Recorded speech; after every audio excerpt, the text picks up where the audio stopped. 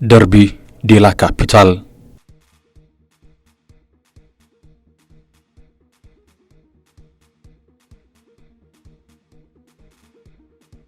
ወደ አውሮፓ ልንበር ነውና ኮሜስታሪ ብለን አህጉር አውሮፓ የጣሊያን ከተማ መናገሻ ሮም በቀደመ ስሟ ኡርቡስ ወይም መካከለኛው ከተማ በቲበሮንዝ ገጽታዋ ያማረው በቪላ ቦርሄስና ቪላ ዶሪያ ጋርደኖች ያጌጠችው በፓላዞ ዴላ ሲቪልታ እንዲሁም ትሬቪ ፋውንቴን ኪነ ህንጻዎች የተዋበችው ውብ ከተማ እግር ኳሷ ሲነሳ ከመዝገቡ ከሚገለጡ ከተሞች አንዷ ናት።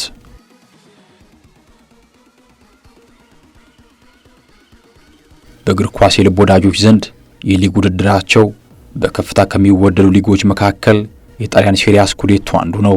በታሪካዊነቱ በሜዳ ላይ የፉክክር መንፈሱ በአስደናቂ ደጋፊዎች ህብረ ዝማሬ ከሚጠበቁት የስኩዴቶ ደርቢዎች ደግሞ ደርቢ ዴላ ካፒታሊያ ዘሮም ደርቢ አንዱ ነው።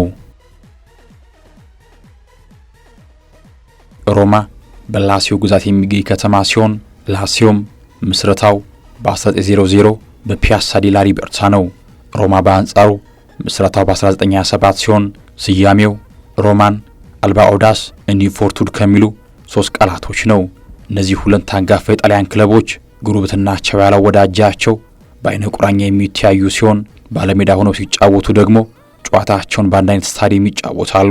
ስታዲዮ ኦሎምፒኮ በአርክቴክት ኤድሞንዶ ሳንጀስት ፕላን የተደረገው ስታዲየም በጣሊያን ከስታዲዮ ጁሴፔ ሜአዛ በመቀጠል በግዙፍነቱ ሁለተኛው በጣሊያን የሚገኝ ስታዲየም ነው።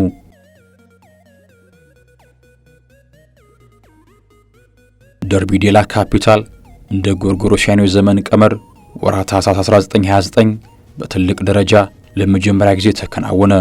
ሮማም ድል አደረገ። በእግር ኳስ ቀልቧን በሳተችውና እግር ኳስን በታላቅ ጉዳይ የምታየው ሀገረ ጣሊያን የላሲዮና የሮማ ጨዋታ ትልቅ የሜዳ ላይ ጌጥ መሆን ጀመረ። ጥላቻ በልብ ካረፈና ከታተመ ለመፋቅ አዳጋች ነውና አንዱ ቤት ሙሾ ሲሆን በሌላኛው ቤት ደግሞ እስክስታ ነው።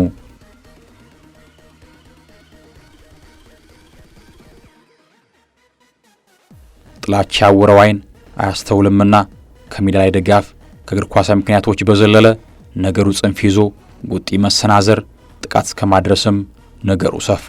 1979 የላሲዮ ደጋፊ ቪቼንሶ ፓፕሬሌ ከሮማ ደጋፊዎች በተወረወረ ተቀጣጣይ ቁሳቁስ አይኑን ተመቶ ሕይወቱ አለፈ። በጣሊያን እግር ኳስም በደጋፊዎች አመጻዊ ድርጊት የታየ የከፋው የመጀመሪያ ሁነት ሆነ። በ2000 ዓመተ ምህረት ላሲዮ ከሮማ በሚያደርጉት የደርቢ ጨዋታ የላሲዮ ተከላካይ ፓውሎ ኔግሮ በራሱ መረብ ላይ ጎል አስቆጠረና ሮማ ድል አደረገ። በዚህ ዓመትም ሮማ ስኩዴቶን አሳካ። የሮማ ደጋፊዎችም ስሙን እያነሱ ሲሳለቁበት ይከርማሉ። በባላንጣዎች ግብግብ ለስህተት መዳረግ ልብን የሚያደማ ዘመን የማይፍቀው የሐዘን ማዕተብ ነው።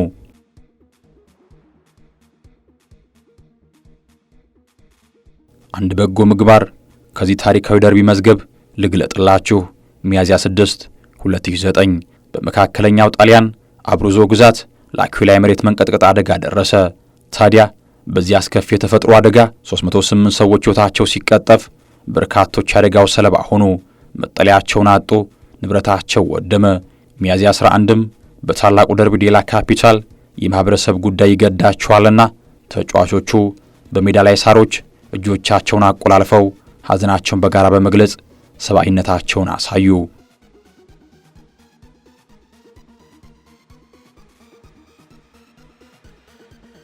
ስለ ደርቢ መንፈስ ይህን ያክል ካልን ስለ ሜዳ ላይ ውጤታቸው እንቃኝ።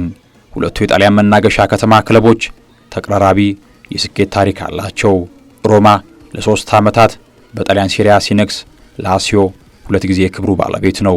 ኮፓ ኢጣሊያን ሮማ 9 ጊዜ እንዲሁም ላሲዮ 7 ጊዜ አሳክቷል። ታሪክ ሰድሮ እንዳሰፈረው 182 የሜዳ ላይ ጨዋታዎችን ከውነው 67ቱን ጂያሎሮሲዎቹ ድል ነስተዋል። በሮም ደርቢ የሮማዎች ታማኙ የልባቸው ሰው ፍራንሲስኮ ቶቲ 44 ጊዜ በደርቢው በመሰለፍ ቀዳሚው ሰው ነው። የላሲዮ ጁሴፔ ዊልሰን 23 ጊዜ በደርቢው ከሜዳ ላይ ውሏል። በደርቢ ትንቅንቅ ጎል ማስቆጠር የክብር ዘውድ በሚያስደፋበት አጋጣሚ ዲኖ ዳ ኮስታና ፍራንሲስኮ ቶቲ በ11 ጎሎች ይቀድማሉ። ፒሬ ፓስቶሬ፣ ሉዊጂ ዲ ባጆ፣ አሌክሳንደር ኮላሮቭ፣ ሮቤርቶ ሙዜ፣ አሊሲዮ ሮማኞሊ ለሁለቱም ክለቦች መጫወት ከቻሉ ተጫዋቾች መካከል ጥቂቶቹ ናቸው።